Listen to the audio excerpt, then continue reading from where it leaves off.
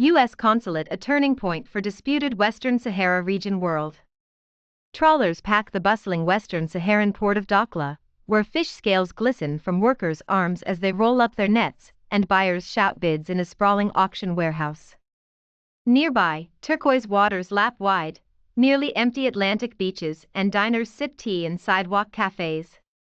Plans by the United States to open a consulate in Western Sahara mark a turning point for the disputed and closely policed territory in North Africa.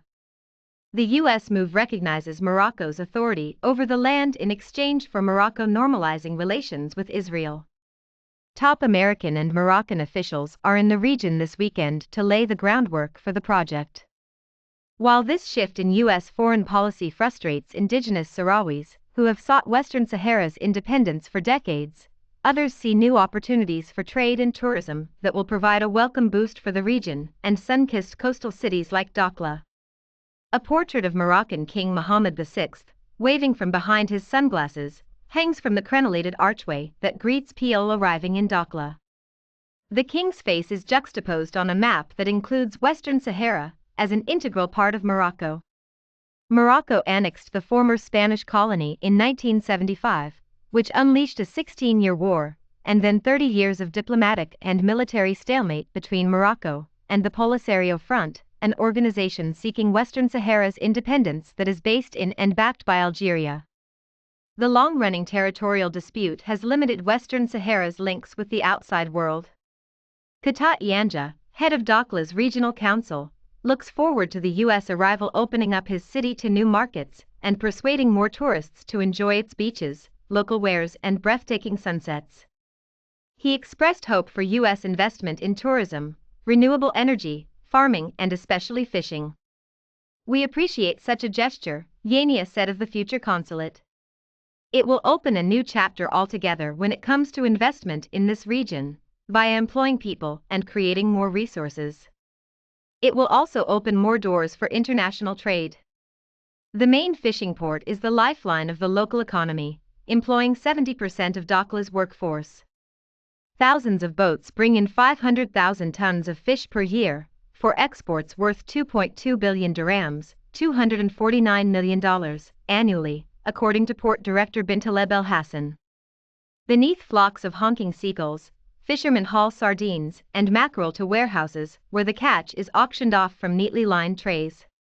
In nearby processing plants, rows of women, including migrants from around Africa, clean and sort the fish. Morocco tightly polices the region. On a recent visit to Dakhla, authorities closely monitored an Associated Press reporter in the way both visitors and residents often are. U.S. Assistant Secretary of State David Schenker visited Dakhla and Western Sahara's biggest city, Laon, on Saturday. He and Moroccan Foreign Minister Nasser Bourita are expected to unveil a temporary diplomatic outpost on Sunday.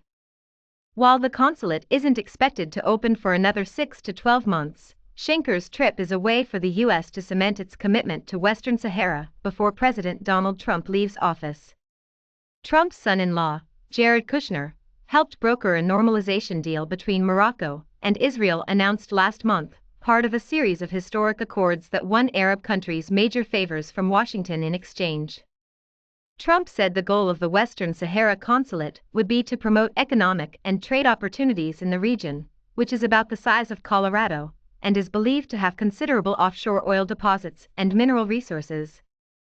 The Polisario Front's representative at the United Nations, Sidi Omar, appealed Saturday for the incoming administration of U.S. President-elect Joe Biden to reverse Trump's decision.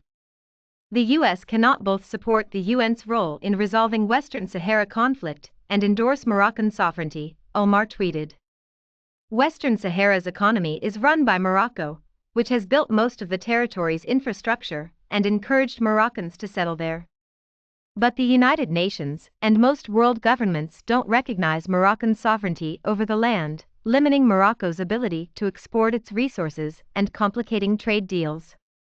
For many people in Dakhla, at least those who are allowed to speak to visiting journalists, local concerns appear to outweigh geopolitical ones. Residents commute to work, sell clementines, shop for jewelry, enjoy local specialties in sidewalk cafes, and frolic with their dogs on tranquil beaches. The U.S. recognition of Western Sahara as Morocco's drew criticism from the UN and America's allies. African observers have said it could destabilize the broader region, already struggling against Islamist insurgencies and migrant trafficking. The action has particularly angered Sahrawis, who want a referendum on the territory's future, and neighboring Algeria, which hosts Sahrawi refugees and backs the Polisario. Schenker also visited Algeria in recent days. The U.S. will be joining a small but growing number of countries with consulates in the territory, the most recent representing Gambia. Gambia feels a sense of gratitude for Morocco's support, including Morocco building the new foreign ministry building in Gambia. Also, Morocco continues to grant educational grants for Gambian students, Consul General Ousmane Badji told the AP in his office, where a portrait of the Moroccan king also hangs. Sahrawi activists held protests in several Spanish and French cities over the U.S. move, but Washington didn't directly address their concerns when the State Department formally notified Congress on December 24 of its plans to open a consulate. Secretary of State Mike Pompeo said only that the United States will continue to support political negotiations to resolve the issues between Morocco and the Polisario within the framework of Morocco's autonomy plan.